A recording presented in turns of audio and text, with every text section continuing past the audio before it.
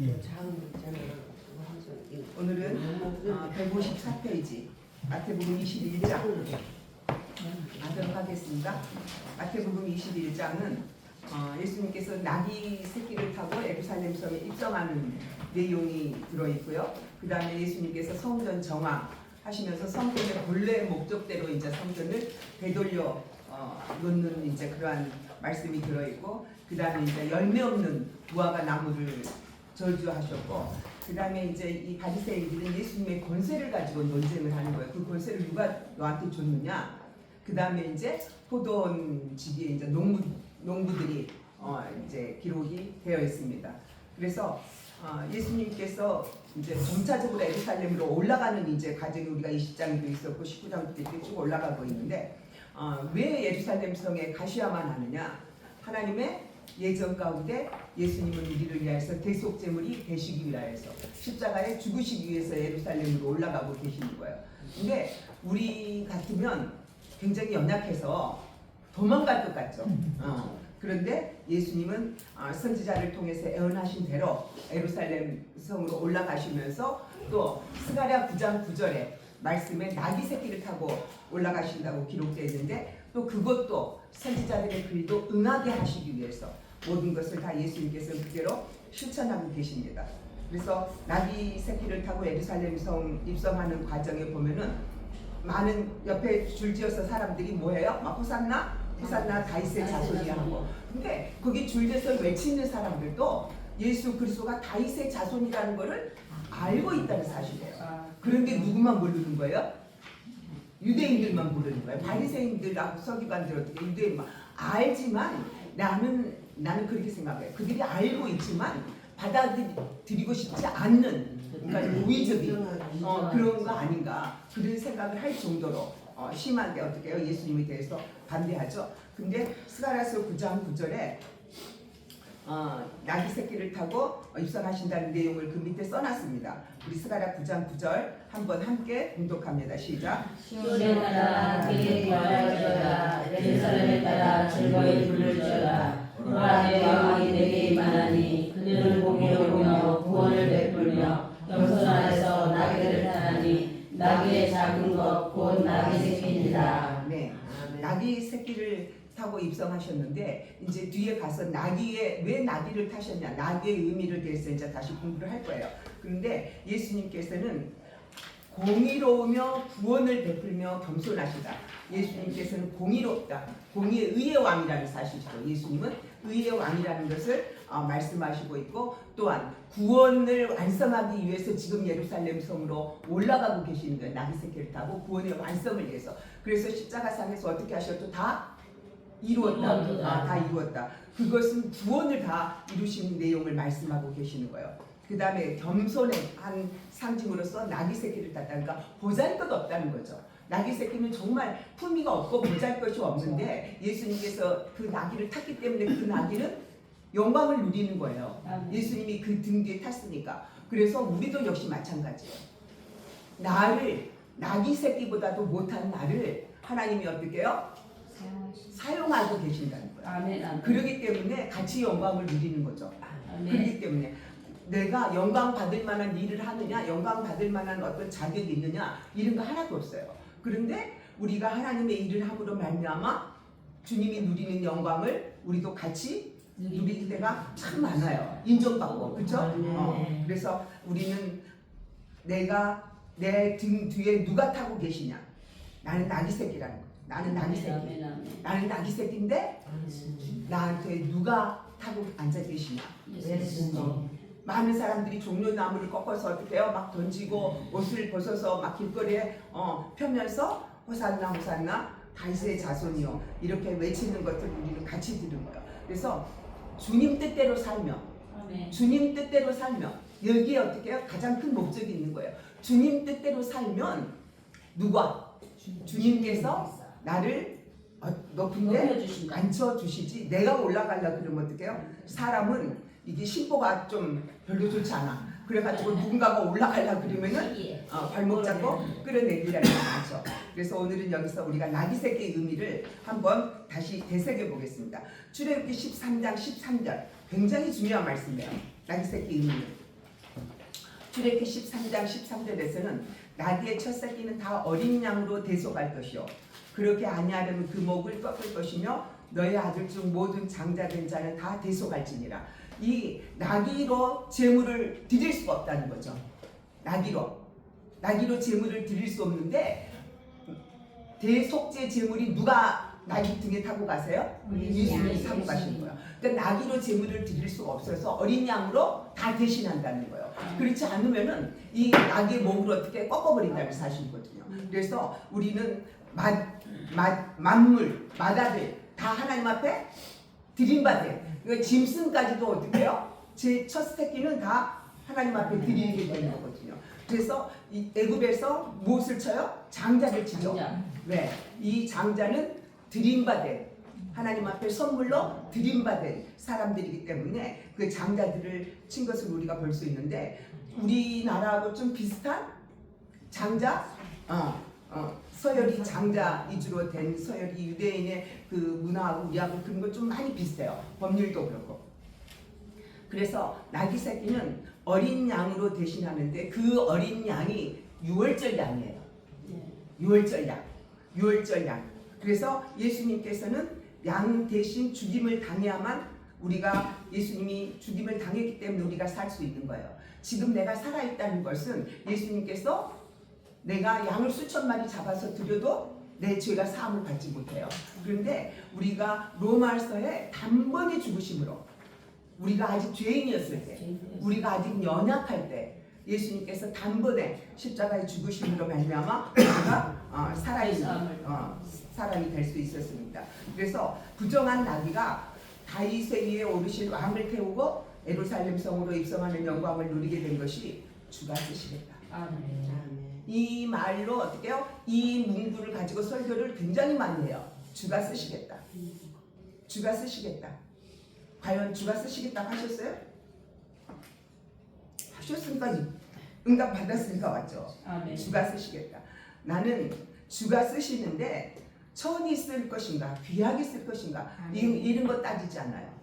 언제든지 사용하여 주옵소서.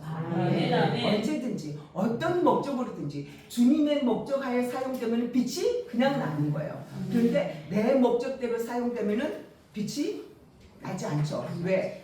내 영광, 하나님의 영광을 가리우니까 빛은 없는 거예요. 그러나 주님이 나를 사용하실 때는 주님의 목적대로 사용하기 때문에 광채가 나고 빛이 날 수밖에 없는 거거든요. 그래서 우리는 이 주님께서 나귀 새끼를 타고 가셨는데 6월절 어린 양이 나귀 새끼를 타고 가시는 거예요. 6월절 어린 양이. 그래서 이 나귀는 타고 들어가기만 했지 제물로 드려졌겠어요? 안 드려졌죠. 그 나귀 새끼를 타고 간 제물이 바로 십자가의 골고다의 언덕에서 제물로 우리를 위해서 드림받았기 때문에. 그럼 둘째는 호산나 소리질러 가로되 호산나 다윗의 자손이여 찬송하리로다. 주의 이름으로 오시는 이여 가장 높은 곳에서 호산나 하더라. 이 호산나라는 뜻은 이제 구원하소라는 뜻. 이제 구원하소서. 호산나라는 뜻이. 그런데 우리가 시편 118편 한번 찾아보고 넘어가겠습니다. 시편 118편 25절에서 26절입니다. 118편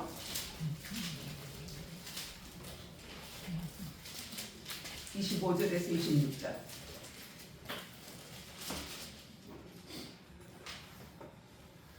함께 합니다.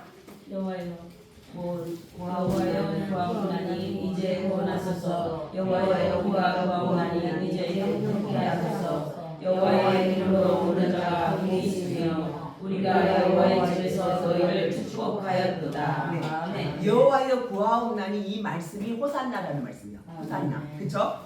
여러분들이 시편 읽으면서 호산나 또 여호와여 구하옵나니 그러잖아요. 호산나. 그 호산나의 이름을 부를 때 우리가 형통을 누리게 된다는 거죠.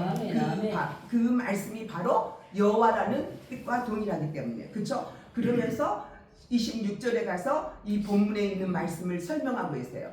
여호와의 이름으로 오시는 자가 복이 있으며 여호와 이름으로 누가 오셨어요? 어린 양, 유월절 양 예수 그리스도가 오셨어요. 우리가 여호와의 집에서 너희를 축복하였도다. 지금 우리는 여호와의 집에 있는 거예요. 여호와의 집에 심겨진 나무가 무성하고 많은 열매를 맺을 수 있다고 성경은 기록하고 있다. 아멘. 그래서 아멘. 나는 어디에 심겨진 나무인가? 여호와의 집에 심겨진 나무인가? 아니면 어떻게 저 길바닥밭에 돌짝밭에 심겨진 나무인가? 여호와의 집에 심겨졌기 때문에 보호를 받을 수 있고 관리를 받을 수 있고 주인의 어떻게 해요?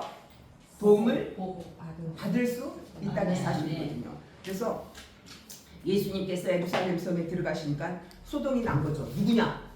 그것도 나귀 새끼를 타고 부품이 없는 나귀 새끼를 타고 끄떡끄떡 들어가는데 누구냐? 이게 소동이 나기 시작한 거예요. 얼마나 큰 사건이었냐? 아무도 지금까지 예루살렘 성에 나귀 새끼 타고 들어오는 사람이 없었는데 예수님이 당당하게 나귀 새끼를 타고 들어가는 거예요. 이 사건은 뭐라고 말씀하셨냐? 우리가 아까 마태복음 21장 마태복음 21장 거기 써놨어요. 154페이지, 156페이지. 또 한 번의 사건 3번. 시작. 그때에 있는 자의 징조가 하늘에서 보이겠고 그때 땅의 모든 족속들이 통곡하며 그들이 인자가 구름을 타고 능력과 큰 영광으로 오는 것을 보리라. 네, 재림 때 인자의 징조가 하늘에서 보인다. 하늘이 갈라지고 하늘이 빛을 발하며 하늘이 종이축조로 날아가 버리고 땅은 체질에 녹아서 없어져 버리는데 그때에 예수님께서 구름을 타고 오신다는 사실이에요. 근데 구름을 타고 오시는데 무엇을 가지고 오시냐? 모든 권세를 손에 들고 가지고 오시는데 그때는 양과 염소를 가르는 그러한 능력을 행하러 오신다는 사실이에요. 그래서 이때는 나귀 새끼가 아니라 계시록 21장에 보면 혼인잔치가 나와요. 계시록 21장 혼인잔치, 19장에도 혼인잔치가 나오는데 어린 양의 아내를 대동하고 오신다는 거예요. 그 신부가 누구냐? 교회예요. 그 신부가 이 어린 양의 신부가 교회, 나와 여러분들이라는 사실이에요. 그래서 새 예루살렘의 영광이 이제 회복되는 거예요. 우리가 시편에 보면은 회복되는 내용의 시가 굉장히 많아요. 근데 예루살렘의 영광이 회복되는 시가 굉장히 많아요. 왜? 예루살렘이 바벨론에 의해서 철두철미하게 파괴돼 버렸잖아요. 근데 하나님께서는 그 영광을 다시 누구를 통해서 에스라, 학개, 스가랴 이런 어떻게 느헤미야 이런 선지자들에 의해서 다시 회복의 역사를 주는데 왜 회복시켜 주시느냐? 하나님의 영광을 위해서 회복시켜 주시는 사실. 하나님이 다스리는 나라가 영광을 누려야 되기 때문에. 그 다음에 이제 21장 12절에서 17절까지는 성전에서 이제 여러 가지 나쁜 일을 하는 사건들이 벌어지기 시작하죠. 돈 바꾸는 일, 매매하는 일. 근데 이게 어떻게 보면은 굉장히 편리를 봐준 거예요. 제사의 제물을 먼 데서부터 어떻게 끌고 와? 양을 끌고 와. 여러분들이 양 끌고 가본 적 있어요? 아마 힘들 거예요. 양 끌고 간다든가. 뭐 송아지 같은 경우는 어떻게 해요? 걸음이 느리니까 가기는 가. 송아지는 가기는 가는데 걸음이 굉장히 느리겠죠. 그러니까는 아주 좋은 아이디어야. 그 아이디어야. 왜? 그냥 돈 받고 오면 여기서 제물로 바꿔두면 되지 않느냐. 지금 어떻게 현대식으로 말하면 그거 좋아 아마 다 그럴 거예요. 그 아이디어다. 어떻게 그런 생각을 할 수 있어서 이렇게 표현할 수 있을 거예요. 그런데 성전에서는 원래 원칙대로 하라는 거예요. 원래 원칙대로. 성전에서 그런 일을 하지 못하게 하는 거예요. 재물이 필요하면 내 집에서부터 재물을 어떻게 해요? 분리해. 제사로 드릴 재물은 분리해. 먼저 어떻게 내 우리에서 뽑아내. 가장 좋은 것으로 뽑아내서 얘는 어떻게 해요? 특별한 그냥 꿀꿀이 죽을 먹이지 않아. 깨끗하게 일주일 동안 분리해서 그 다음에 머리에다가 안수하고 제물로 잡아서 드리는 거거든요. 그런데 여기 와서 주머니에서 돈 꺼내가지고 어떻게 해요? 제물을 사지 않아. 내가 가지고 있는 재산 중에서 하나님 앞에 드리는 거. 돈 받고. 돈도 왜 바꿔요? 돈을 여기서 왜 바꾸냐고. 이때 통치가 누구야? 마태복음의 통치 시대가 누구야? 로마의 통치 시대잖아요. 가이사의 돈이야. 그러니까 가이사의 돈 가지고는 하나님한테 못 드려. 그러니까 어떻게 해요? 유대인의 돈으로 바꾸기 때문에 어떻게 돈 바꾸는 일을 해주는 거예요. 예수님께서도 가이사의 것은 가이사에게 어떻게 하나님의 것은 하나님의 드리라고 말씀했죠. 그러니까 이게 돈을 바꿔야 되는 거야. 그냥 이거 가지고 하나님한테 못 드리니까. 그럼 아주 좋은 일을 하고 있어. 그 다음에 이제 그 염소 양 매매하는 거잖아요. 이것도 좋은 일이라 할 수 있어. 근데 우리가 여러분들이 교회에서 이리미리 비일비재 할 거예요. 그렇지만 우리는 성경대로 하라. 아멘. 이해가 가시죠? 아멘. 그 아주 좋은 아이디어고 좋은 생각이고 그런데 성경대로 하자고 우기면은 제 꼴통이야 그럴 수 있어. 그렇지만 우리는 어떻게 하자? 성경대로 하자. 이렇게 편의를 봐주기 시작하다 보면은 교회가 진짜로 매매하는 집이 되고 장사하는 집이 돼버리거든요. 그래서 인간의 편의가 문제가 아니라 하나님이 원하시는 가장 바람직한 방향이 어디이냐 이거를 우리가 따라가야 돼요. 하나님이 원하시는 바람직한 방향, 우리가 사람의 편의를 봐주는 게 아니라는 거예요. 그래서 예수님께서는 이들을 다 내쫓아요. 돈 바꾸는 사람도 내쫓고 비둘기 파는 사람들도 다 내쫓고 다 내쫓아. 그러면서 예수님께서 성전의 본래의 의미를 말씀하시는 거예요. 성전의 본래의 의미가 내 집은 만민의 기도하는 집이다. 아멘. 제가 어렸을 때 초등학교 다닐 때 시골 교회인데 이렇게 마루가 낮아 있고 그 한옥같이 이렇게 대들보가 가운데 가고 있고 이렇게 석가리가 이렇게 이고 있는 그 성전이었어요. 근데 여름에는 이제 더우니까 성전 안에서 이제 이렇게 누워서 있잖아요. 그럼 여기에 대들보에 내 집은 만민의 기도하는 집이라 써져 있어요. 그러니까 교회가 하나님의 말씀을 전하는 것과 기도하는 것을 상실해 버리면은 이렇게 되는 거예요. 그러니까 교회의 본래 의미를 상실하면 절대로 안 돼. 여러분들이 어떤 사람들이 어떤 주장을 하고 나오든지 간에 교회의 본래 의미를 잊어버리면은 안 된다는 거예요. 이것을 반드시 못 박아둬야 되는 거예요. 그러니까 한 번 시작하다 보면은 자꾸 이 사람한테 한 번 기회 줬는데 안녕수기가 또 나한테도 기회 한 번 줘야지 이렇게 나올 수 있거든요. 그렇다 그러면 이제 이게 중구난방이 돼서 잡을 수가 없는 처지가 돼버려요. 그래서 성전의 주인이 누구냐? 예수님이라는 거예요. 성전의 주인. 예수님의 몸은 어떻게 해요?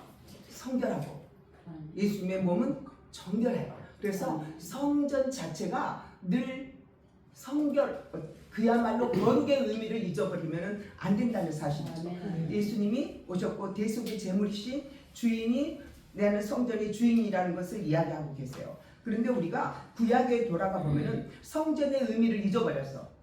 성전의 의미를. 에레미야서 그 다음에 우리가 소선지서의 선지자들의 애침을 보면은 이것이 여호와의 전이라고 말해요. 근데 이미 여호와의 전이 아니야. 어떤 일들이 일어나냐? 바알과 아세라 어떻게 해요? 우상들이 성전에 다 들어와 있어. 다 포진하고 있어. 그리고 그 창문을 이렇게 어떻게 해요? 뚫어가지고 손가락으로 뚫어가지고 그 내부를 들여다보니까 그 안에서 음란한 행위가 이루어지고 있는 거예요. 그러면서 이것이 여호와의 전이라 너는 여기 와서 제사하면 하나님이 받으실 거야. 이미 하나님은 어떻게 해요? 떠났어.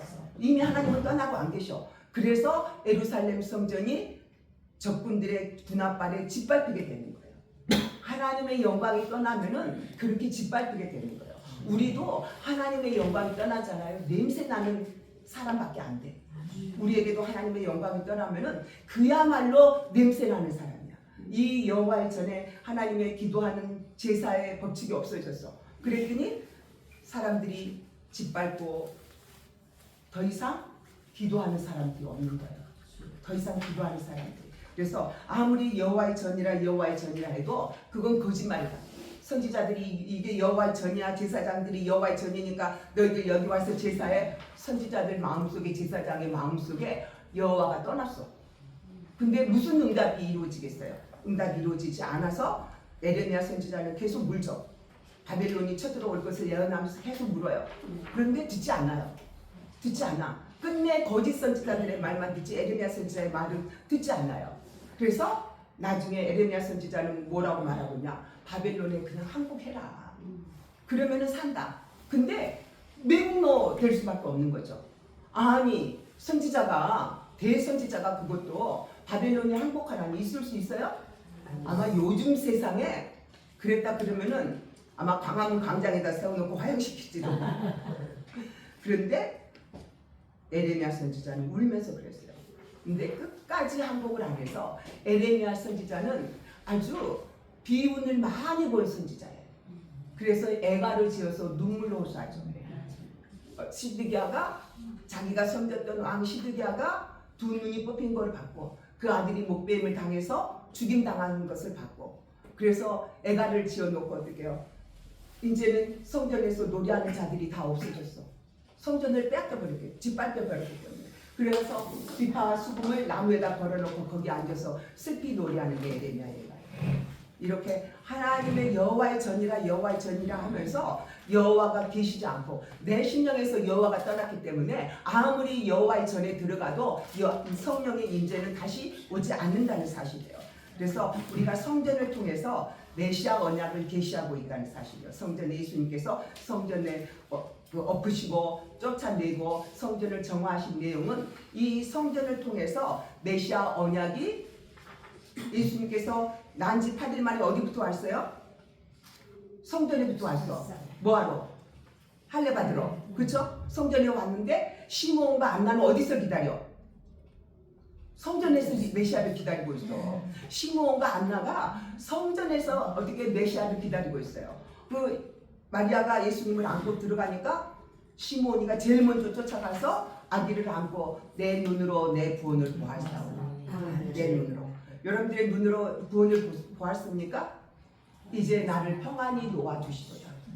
내 구원을 내가 확인하고 간 사람이야. 시므온은 대단한 사람이야. 내 눈으로 내 구원을 확인하고 간 사람. 안나도 어떻게 해요? 과부된 지 84년이에요? 과부된 지 그렇게 어떻게 오랫동안 과부된 살았는데 이분도 역시 메시아를 보는 사람. 자기의 눈으로 자기의 구원을 확인하고 하나님 나라에 어떻게 해요? 걱정 근심 없이 올라간 분들이 두 분들일 거예요. 그래서 성전으로 오신다는 거예요. 심판도 어디서부터 시작한다고 그랬어요? 성전에서부터 심판한다고 그랬어요. 내가 섬기는 성전이 정말 인간들이 모인 집단인가 하나님의 사람들이 하나님을 경배하기 위해서 모이는 성전인가를 여러분들이 잘 판단하시고 여러분들의 교회에 그런 일이 일어날 때 우리는 성경대로 하자. 성경대로 하자. 나도 성경대로 순종할 테니까 성경대로 하자. 이렇게 여러분들이 조언을 하셔야 돼요. 그 다음에 세 번째 말씀은 열매 없는 무화과 나무 같은 거예요. 무화과 나무를 심은 것은 무엇을 따기 위해서 심어요? 열매를 따기 위해서. 무화과는 꽃이 피지 않아요. 열매부터 맺어요. 무화과 나무는. 그래서 무화과, 없을 무자 써요. 없을 무자. 무화과 나무는. 근데 이 무화과 나무를 심어놨는데 열매가 없는 거예요. 그래서 잎사귀밖에 없어. 이제부터 내게 열매를 맺지 못하리라는 저주가 가요. 저주가. 근데 열매 없는 이 말은 무화과 나무를 단순히 저주하는 내용의 말씀이 아니에요. 이스라엘이 열매가 없어. 우리가 신앙생활 하면서 열매가 없으면 이 열매 없는 무화과 나무하고 똑같은 거예요. 근데 이거를 그냥 무화과 나무가 길 가다가 무화과 나무가 열매가 없어서 예수님이 저주했어? 이렇게만 판단해. 영적으로 해석해야 된다는 거죠. 성경을. 영적으로. 그래서 나는 과연 열매가 있는 무화과 나무인가? 열매가 얼마나 많이 맺히는 무화과 나무인가? 나한테 그거를 비교해서 보라는 말씀이 이 말씀은. 그래서 이 어떻게 무화과 나무가 곧 말라버렸다. 근데 이스라엘이 열매가 없어요. 근데 이스라엘 중에서도 어떤 사람들이 열매가 없냐? 종교 지도자들. 근데 이거는 이때나 지금이나 과거나 지금이나 똑같아요.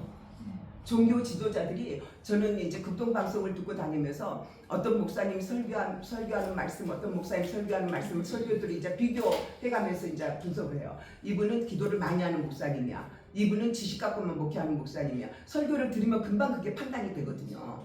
근데 지식만 가지고 한 사람 설교는 나를 때리지를 못해. 그래서 그냥 꺼버려. 그냥 안 들어. 아우 이분은 은혜가 너무 없어.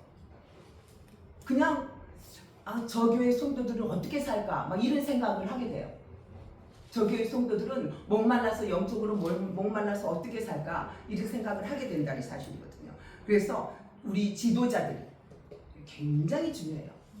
선생된 자부터 심판을 받을 것입니다. 내가 가장 두려운 것은 심판대 앞에 섰을 때 너 어떻게 가르쳤어? 나 자신한테 잘 가르쳐야 돼. 나 자신한테. 그쵸? 내가 누구를 난감맹이를 가르치려고 하지 말고 너부터 잘 가르쳐야 돼. 너부터. 네가 주님 뜻대로 살면 모든 사람들이 어떻게 해요? 주님 뜻대로 살게 될 것이고 내가 네 마음대로 살면은 모든 사람들도 너를 대적하고 자기 마음대로 살 것이다. 돌이키지 않을 것이라는 사실이에요. 그래서 이렇게 종교 지도자들이 제사장은 싹을 받고 어떻게 해요?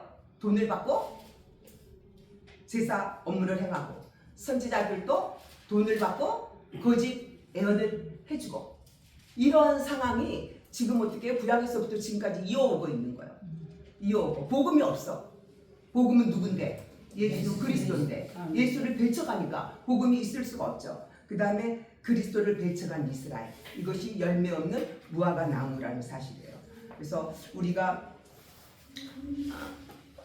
열매 없는 무화과 나무가 아니라 많은 어떻게 열매를 맺는 무화과 나무.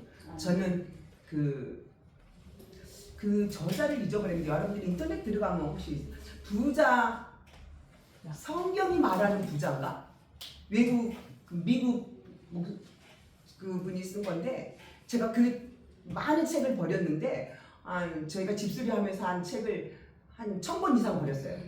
1000권 이상 버려서 집이 이게 도서관 같아가지고 사람이 살 수 있는 능력을 상실했어. 그래서 버렸어요. 많이 버렸는데 그 책은 안 버리고 놔뒀어요. 왜 안 버리고 놔뒀냐 그러면 이제 사업하는 친구가 사업이 쫄딱 망했어. 그런데 이 친구를 찾아온 거예요. 크리스찬 친구를 목사님이 찾아왔어. 근데 이 친구한테 너 예수 믿어라 그게 아니라 성경책을 주면서 뭐라고 말했냐? 이거를 한번 읽어보는데 어떻게 읽어보느냐? 여기에서 부자라는 어떻게 해요? 부자가 된다, 축복을 준다라는 말이 있는 것만 네가 찾아갖고 노트에다 써봐. 혹시 장모님 읽으셨어요? 네. 네가 부자라는 어떻게 해요? 단어, 축복이라는 단어가 있는 것만 노트에다 써봐. 그랬는데 진짜로 이제 쓴 거예요. 이분이 순종해서 썼어. 그런데 다 이제 써갖고 왔다. 그리고 써갖고 왔어요. 그랬더니 이거밖에 아니야? 아니야. 굉장히 많아. 또 한 번 읽고 또 한 번 써버려. 그랬더니 진짜로 이제 또 이게 플러스 알파가 된 거예요. 또 더 많아진 거예요, 진짜. 그리고 세 번째, 다 썼다. 이제 더 이상 없을 것 같아. 내가 아주 똑똑히 보면서 찾아서 썼거든. 그랬더니 아니야. 이것뿐만 있는 게 아니야. 또 써봐. 그랬더니 노트가 몇 권이 되기 시작하는 거예요. 그런데 계속 이분의 아이디어가 얼마나 좋은지 나중에 나 진짜로 부자가 됐다 그러고 왔어. 어떻게 부자가 됐냐? 나 예수를 만났어. 아멘. 진짜 부자는 예수를 만날 사람이에요. 아멘. 그런데 그분한테 다시 사업을 하게 했어요. 진짜 이제 망하지 않는 부자가 된 거예요. 성경에서. 그래서 우리가 이 성경은 부자가 되는 방법도 여기에 다 들어있고 출세하는 방법도 여기에 다 들어있고 내가 어떻게 살아야 되는 방법도 여기에 다 들어있는데 제대로 성경을 모르니까 못 만나서 말씀을 못 만나서 때로는 엎어지고 때로는 뒤집어지고 이렇게 살고 있어요. 네, 두 번째 21장 두 번째는 건축자들이 버린 돌이 머릿돌이 된다는 말씀이에요. 여기 본문에서는 아들의 비유가 나와요. 그 다음에 악한 농부의 비유가 이제 23절부터 46절까지는 두 가지의 내용이 나오는데 42절에서 46절에 이제 결론이 있어요. 42절에서 46절의 결론은 뭐냐? 버린 돌, 건축자들이 버려버렸단 말이에요. 그런데 이 돌이 모퉁이의 머릿돌이 된다는 거. 그러므로 하나님의 나라는 너희는 빼앗기고 그 나라 열매 없는 백성이 받으리라. 그러니까 하나님의 나라를 빼앗기고 열매 없는 백성이 이방인에게 구원이 간다는 사실이에요.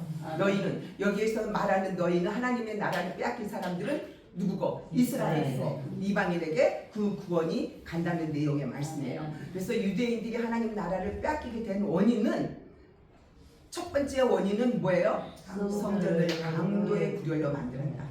그러니까 하나님의 제사하는 것. 하나님은 제사 받으시기 위해서 우리를 지으셨다고 그랬어요. 그래서 내가 여기서 너와 만나는 것은 솔로몬이 성전을 짓고 하나님 앞에 기도할 때 내가 거기서 너희와 만나리라. 근데 거기가 어디냐?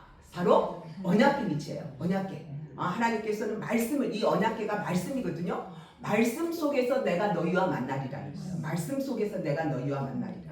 이해가 가시죠? 말씀으로 만나는 거지 하나님의 음성으로 어떻게 우리 하나님의 음성도 들어요. 그렇죠? 음성을 들으면서 만나요. 근데 우리가 가장 하나님을 만나기 쉬운 것은 말씀으로 만나는 거예요.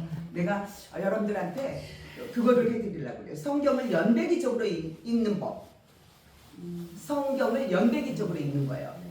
근데 우리가 이제 내용이 만약에 역대하를 읽으면서 이제 내용이 저기 에스라 선지자의 내용이 나오잖아요. 그러면 에스라서를 가서 읽는 거예요. 그거 읽고 또 다시 그 다음 장을 읽는 거예요. 그래서 내가 그거를 지금 정리하고 있는 중에 있거든요.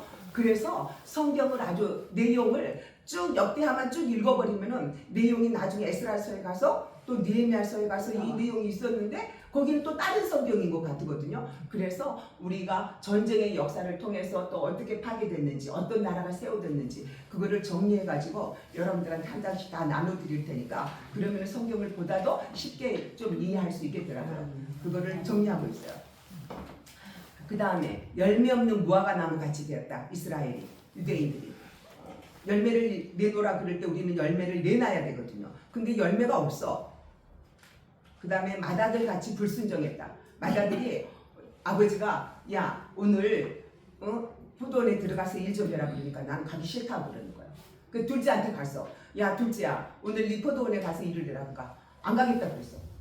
근데 나중에 뉘우치고 간 거예요. 근데 마다들은 끝내 가지 않았어요. 이것이 유대인이 구원을 상실하는 내용이에요. 그 다음에 악한 농부같이 반역했기 때문에 하나님의 뜻을 어떻게 해요? 반역하면 안 되죠. 그래서 두 아들의 비유를 통해서 보면은 도적의 구려를 만든 성전 어떻게 해요? 대제사장들이나 이 마다들이나 똑같은 사람이에요. 근데 우리가 예수님 복음서에 보면은 대제사장, 서기관, 바리새인, 백성의 장로 이 대표 지도자들이 이 사람들이 대표 지도자들. 근데 이 지도자들한테 성경에 배울 것이 한 개도 없어요. 배울 것이 하나도 없어. 대제사장의 업무가 뭐예요? 1년 1차씩 속죄 제사를 드려주는 어떻게 역할을 해야 돼. 근데 대제사장이 백성들의 속죄 역할은커녕 하는 일이 예수님 잡아서 죽이게 모함하는 일밖에 없는 거예요. 대제사장의 역할이 없어. 그 다음에 서기관들은 말씀을 가르치는 사람들이야. 근데 말씀을 제대로 가르치지 않아. 없어. 그쵸? 그 다음에 누구예요? 바리새인들은 율법에 매어가지고 교회를 핍박하고 교회를 해방하는 일을 해. 그 다음에 백성의 장로들 다 합세해가지고 돈 나눠 먹기식으로 한다는 것처럼 어떻게 합세해가지고 예수님을 핍박하고 복음을 어떻게 해요? 받아들이지 않는 이러한 일들이 일어나요. 근데 여기에 이제 예수님께서 이 바리새인들이 이제 자꾸만 예수님을 가지고 논쟁을 하니까 이 사람들이 논쟁을 하니까 뭐라고 말하냐면은 세례 요한의 세례를 물어본 거예요. 세례 요한이 준 세례가 하늘로서 왔냐 사람에게서 왔냐. 예수님도 세례 누구한테 받으셨어요? 세례 요한한테 받았거든요. 그래 이 사람들이 대답을 해요 못해요? 못해. 근데 자기네들이 누구한테 세례 받았냐? 세례 요한한테 세례를 받았어. 대답을 할 수가 없어. 예수님 너도 그러면 세례 요한한테 받지 않았냐? 그런데 예수님의 세례는 뭐예요? 성령의 세례였거든요. 근데 이들이 받은 세례는 물세례에 들어있다는 거예요. 근데 세례라는 의미가 여기에서 말씀하시는 게 세례라는 의미가 그리스도와 연합했다는 거거든요. 근데 지금 바리새인과 서기관 백성의 장로들이 그리스도와 연합돼 있어요? 연합돼 있지 않았어. 그런데 우리가 예수님께서 세례를 받으실 때 누가 직접 증거하세요? 하나님이 직접 증거하세요. 하나님이 직접 이는 내 사랑하는 아들이요 내 기뻐하는 자다. 하나님이 증거하시거든요. 예수를 하나님이 아들이라는 사실을 하나님 아버지가 직접 증거하세요. 그런데 어떻게 세례를 받았는데 이 사람들이 그리스도와 연합된 사람들이에요? 연합되지 않는 사람들이에요. 유대인과 바리새인들은 예수님과 연합이 안 된 사람들이에요. 예수님이 믿어지지가 않는 거예요. 메시아를 받아들이지 않는 거예요. 그런 거로 이들의 세례는 어디서부터 왔어요? 사람에게서 온 세례야. 그런데 예수님께서 받은 세례는 어떤 세례가? 하늘로부터 온 세례다. 그래서 여기서 예수님의 권세는 세례 요한의 세례가 160페이지입니다. 하늘로서인 것처럼 하늘로서 임했다는 것을 증명한 말씀이에요. 그 다음에 말라기 3장 1절 거기 써놨습니다. 한번 같이 읽겠습니다. 시작. 말씀에 여호와의 영광과 사자를 거느리니 그가 내 앞에서 그를 예배할 것이요 또 너희의 구함과 주가 후련히 그 전에 임하리니 곧 너희의 사모하는 바 언약의 사자가 임할 것이나. 예, 말라기 선지자도 메시아가 오실 것을 예언한 선지자예요. 말라기 선지자도 내가 내 사자를 보내리니 그가 내 앞에서 길을 예비할 것이요. 누가 세례 요한부터 먼저 오는 거예요. 세례 요한은 길을 예비하는 사람. 여러분들이 전통 혼례식을 보신 적이 있는지 모르는데 저는 전통 혼례식을 시골에서 봤어요. 어렸을 때. 신랑이 오기 전에 뭐라고 그래? 그 신랑 친구들이 앞에 함진날에 따르고 앞에 와요. 그래가지고 이 사람들이 막 스스로 얼굴에다가 막 그 화상도 그리고 막 이러면서 신랑이 어떻게 해요? 뒤에 이제 말 타고 와요. 보통 신랑이 뒤에 말 타고 오고 그 신랑 친구들이 앞에 이제 오면서 막 비키라고 막 신랑이 온다고 이러면서 가거든요. 이게 길 예비자인 거고. 그런데 이렇게 신랑이 진짜 뒤에 말 타고 오시죠. 예수님께서. 그랬더니 길을 예비하는. 그래서 먼저 보내고 그 다음에 너희의 구하는 바 주가 호련히 그 전에 임하리니. 호련히 그 전에 임하리니. 그 전에 어디에? 성전에 너희의 사모하는 바 언약의 사자가 임할 것이라. 언약의 사자가 하나님께서 우리 예수님을 보내주신다고 말라기 선지자도 예언하고 있습니다. 길 예비자가 이미 왔으며 언약의 사자가 그 전에 임하셨건만 저들은 이를 몰라봤습니다. 그 다음에 이제 그 밑에 부분은 이제 맏아들에 대한 비유예요. 예수님은 두 아들의 비유를 어떻게 맏아들에게 가서 이르되 얘 오늘 포도원에 가서 일하라니 대답하여 가로되 아버지여 가겠소이다 하더니 가지 아니하고. 그러니까 불순종했다는 거죠. 우리가 죄의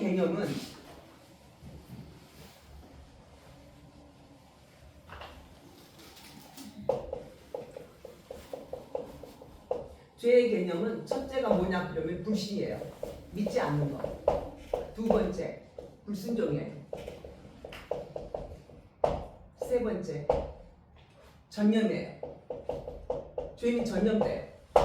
또 네 번째 죄는 유전돼요. 부정모여요. 그래서 가장 큰 게 뭐냐면 불신이에요. 하나님을 믿지 않는 거. 하나님을 믿지 않음으로 지옥 가는 거거든요. 그 다음에 불순종. 믿었는데 불순종해. 이 교회 안에 이런 사람이 진짜로 많아요. 근데 나도 불순종한 적이 많죠. 근데 상대방이 어떻게 안현숙이만 바라보고 불순종했다고 하지 말고 나도 얼마나 많이 불순종했는가 나를 체크해 보는 거예요. 불순종의 어떻게 리스트를 만들어서 내가 뭐 불순종했는지 체크해 봐요. 그러면 거의 80% 이상은 불순종했을 거예요. 그 다음에 전념돼요. 이 죄는 전념이 돼요. 그 다음에 죄는 부정무효로 유전이 돼요. 근데 이게 유전되는 것들이 죄로 인해서 오는데 어떤 죄로 인해서 오냐 그러면 정신병력이죠. 유전돼요. 그 다음에 육신의 질병. 요즘은 의학계에서 거의 뭘로 보냐? 유전으로 봐요. 오늘 아침에 저희 남편이 어저께 결혼식 갔다 오시더니 출근하면서 이제 대학교 동창이 이제 같이 이제 거기 결혼식장 갔나 봐요. 뭐라고 말씀하시냐 그러면은 그분의 형이 폐암으로 말기 때 발견돼가지고 폐암으로 가셨대요. 그래서 이것도 유전적인 거 있을 수 있다 그래가지고 가서 검사를 했더니 폐암 1기가 나왔대요. 그래서 수술했다고 그러더라고요. 이게 세상의 질병도 이렇게 유전되는데 가장 우리가 유전이 가장 잘 된 병이 영적인 병이에요. 정신병. 그래서 저는 엄마를 잘 봐요. 엄마를. 부모를 봐야 돼요. 부모가 어떤 사람인가. 부모를 보면은 저 집에는 정신병자가 있어 없어 알지. 부모를 보면은 금방 판단이 돼요. 이게 다 어디서부터 온 거냐. 죄로부터 왔다는 사실이에요. 죄로부터 왔다는 사실. 그 다음에 맏아들이 불순종한 거죠. 근데 그것이 선민 이스라엘을 가리킨다는 거죠. 근데 이들은 입만 무성한 열매 없는 무화과라는 거예요. 입은 아주 무성해. 왜? 자기네들이 소유하고 있는 말씀 무지장 많은데 그거를 열매로 맺히지 못하는 상태예요. 열매를 맺히지 못하는 상태. 그 다음에 둘째 아들에게 간 거예요. 둘째 아들에게 갔더니 안 가겠어요. 난 싫어요. 이것도 불순종이에요. 그쵸? 근데 나중에 뉘우치고 갔다는 거예요. 성경에 뉘우치고 갔다. 뉘우치고 갔다. 근데 그 사람들이 누구냐? 이방인들이라는 사실이에요. 그래서 우리는 둘째 아들에게 속한 사람들이에요. 그 다음에 이제 악한 농부 161페이지 악한 농부가 나옵니다. 이제 그 포도원을 만들고 집 주인이 아주 신경을 썼어요. 다 갖춰놨어. 집 짜는 구유까지 망대까지 다 아주 세팅을 완벽하게 해놓고 세를 주고 간 거예요. 안경자가 맡아줄래? 이러면서 세를 주고 갔어요. 근데 세를 주고 갔는데 이 농부가 어떻게 해요? 배은망덕 한 거예요. 농부가 배은망덕에 농사 짓도록 다 해줬는데 나중에 돌아와서 셈을 하자고 합니다. 셈. 회계하자. 우리가 장부를 어떻게 정리하자.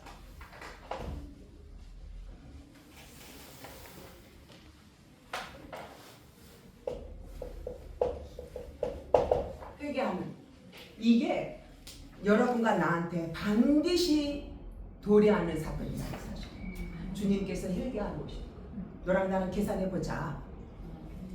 얼마나 남았으면 얼마나 줄래? 계산을 해보는데 주기 싫은 거야. 주기 싫어. 많이 남았어. 주기 싫어. 그래가지고 이제 사람들을 보내줘. 세를 받으러. 저희 이런 적이 있어요. 받으러 갔는데 돈 안 주더라고. 저희 아버지가 누구한테 뭔가를 하나 해줬어. 하도 가난하니까. 그래가지고 한 달에 얼마씩 주기로 이제 약정을 했어. 근데 안 줘. 나중에 몇 번을 가도 안 주니까 가지 말라고 그러더라고. 나중에 그거 다 말아먹었어. 뭐해서 말아먹었냐? 노름해서 말아먹었어. 그래가지고 포도원 주인은 하나님이시다는 사실. 여기서 포도원 주인은 우리가 비유로 말씀하는데 그 다음에 포도원은 이스라엘 구약 교회를 상징해요. 그 다음에 농부들은 교회 지도자들. 그래서 이제 그 실과를 이제 남는 것을 받으려고 이제 보냈죠. 지도자들을. 그랬더니 어떻게 해요? 심히 때리고. 저 좀 꺼주실래요? 네.